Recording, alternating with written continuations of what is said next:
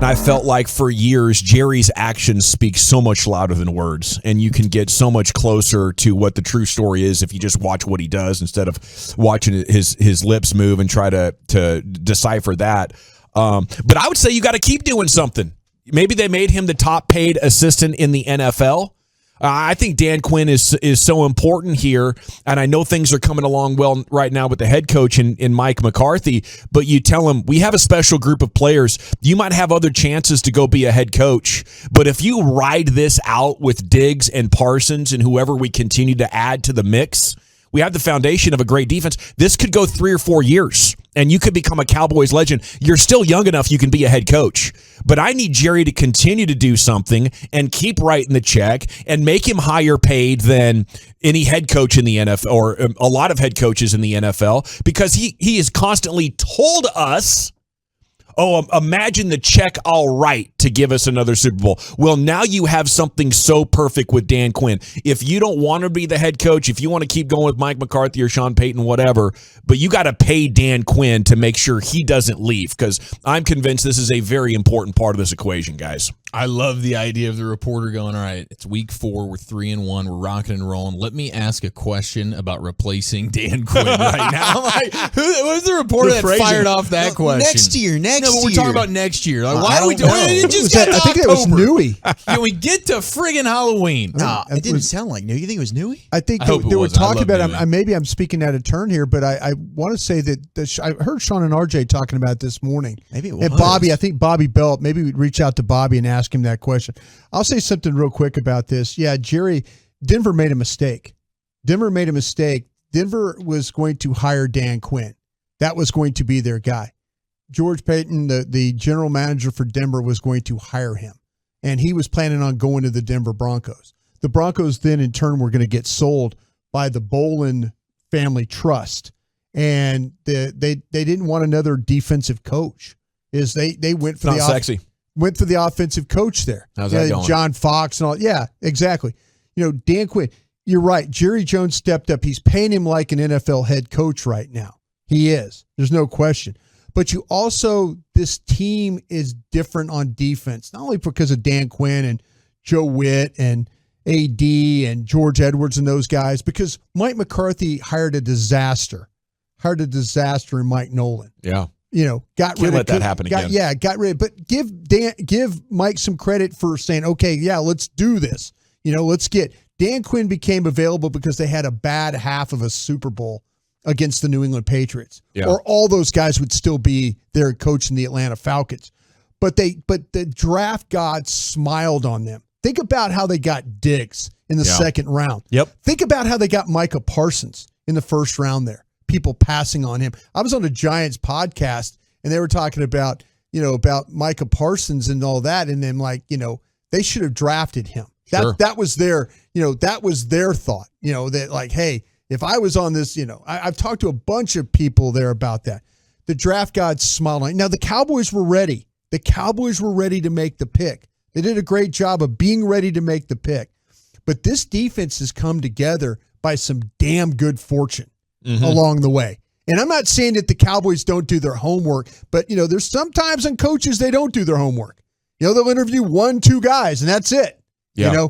But this one did. This one fell in their lap. They took advantage of it, and they took advantage of 2 of their best players in the draft. Well, they've had good players in the past.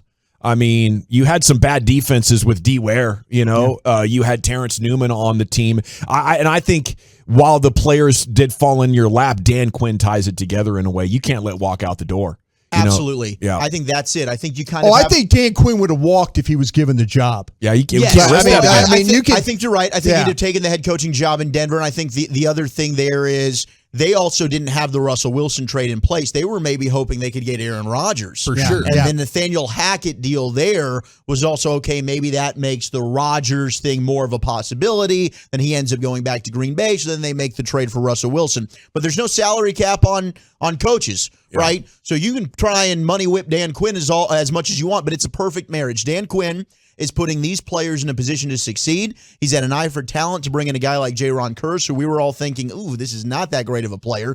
He hasn't been awesome with the Lions. George Edwards did a lot of good work with that one, too. George Edwards, 100%. Yeah. He deserves a lot of credit. He'd been with him in Minnesota, too. Absolutely. Yeah. But Dan Quinn's done an excellent job with guys like Donovan Wilson, for example, and others, putting them in position to succeed. But I think Will McClay and the staff have also hit home runs with some of their late-round guys. Donovan Wilson's another example of that in the 6th round. But also the way that they've built, and we're still talking about Bland in the 5th. Bland in the 5th. Yeah. We're still talking about some struggles along the defensive line when it comes to stopping the run, but you're seeing more of these guys step up and be playmakers, whether it's Neville Gallimore had a good game yesterday. Quentin Bohanna, we got a good report today on the shoulder. Thank goodness. We were worried about that injury, but he's played really well. You know, you go down the list, Tristan Hill, all these guys, we talk about the depth on that side of the ball. It goes to drafting, developing, but also Dan Quinn's been the perfect guy to bring the best out of all these players. Do you think he'd be this good if you made him head coach as DC? Yes. Okay. Yes, because I saw remember when Mike McCarthy got COVID against the Saints? Yeah. In that game, we saw what Dan Quinn's capable of calling defenses and being the head coach. Yeah. Well, that's just me. And you know what? Then I'd make him the head coach if that's what it takes. I've been wrong about Mike McCarthy as far as where, you know, I thought Mike McCarthy was lazy. I think he wasn't always interested in being, you know, coach. You know, there was times there where I'm like, listen, you know, you're letting all these people just do things. And finally, I think he stepped up. Once Dak got hurt, he stepped up and said, listen, I'm going to get fired if I don't say something. We're not going to pass the ball 50 times. Yeah, we're not going to do that. Yeah. Right. And you know what? I applaud him for stepping up and doing these things. He did. But to me, like I said, you know, and Mike McCarthy has got a good record. He has a good record. I just felt like, though, the things I knew from him from Green Bay and the things I knew from the Cowboys, that he was not the right guy for the job. And we got a text from the 214, Jesus, tap the brakes. I don't think people understand what they're watching with this Cowboys defense right now. It's historically dominant the first 4 weeks, what we're seeing. They have not done this since 1970 bleeping 4, when they have not allowed more than 20 points to an opponent in the first 4 weeks of a season. They haven't allowed more than 1 touchdown to an opponent in the first 4 games of the season. Why can you not celebrate when you have something going right for your team? It's like you're crapping too much on the team. You're praising the team too much. We're going to crap on them when they're bad, but we're going to praise them when they're good. They deserve to be praised right now. I think because it runs so counter to their narrative they're dug on that Jerry or Mike or Dak just aren't good enough. And they can't acknowledge something might be going so well that those factors could be mitigated in a way that could actually spell glory. I also think people are sick and tired of getting their hopes up after 26 years and then having the other shoe drop. Yeah. And if you never want to get excited or hope for your football team, that's kind of a sad existence. And we just saw the Bengals get there. Bengals not a good team. They went on a great run. They beat a bunch of playoff teams, and now family-run front office too. Yeah, so it can happen, and I think the defense is a big part of it. Even Cooper Rush last night, they're the reason we're winning. Exactly. It's plain and simple. Carson Wentz was hit 11 times. 2 intentional grounding calls. I mean, it's not that big of a feather in your cap to make Carson Wentz look bad, but they made him look abnormally bad and weren't even really able to sack him that much.